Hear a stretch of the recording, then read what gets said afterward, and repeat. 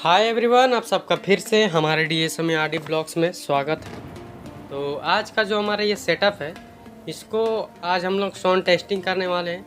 जो कि हमारा 6 पीस जो डबल 15 है, इसमें हम लोग स्पीकर जो यूज किए हुए हैं वो न्यू स्पीकर हम लोग इसमें लगाए हैं, जो कि 600 वाट का ऑडियो टोन का स्पीकर है। और ये हमारा लाइनर में जो हम लोग स्पीकर यूज किए हुए हैं उसमें 800 वाट का 12 इंची का मीडियम स्पीकर यूज किए हुए हैं। ठीक है, तो आज इसका साउंड टेस्टिंग करेंगे और देखते हैं कैसा रहता है साउंड टेस्टिंग, बेस कैसा रहता है, फायरिंग कैसा रहता है, सब कुछ इस वीडियो के अंदर आप लोग को देखने के लिए मिलेगा। और मशीन जो हम लोग यूज किए हुए हैं इसमें वो है आहूजा का 2502 और डायनाटेक 20 सीरीज़ का 5000 वाट, जो कि 2 पीस। ठीक है, तो चलिए आप लोग को साउंड टेस्टिंग दिखाते हैं।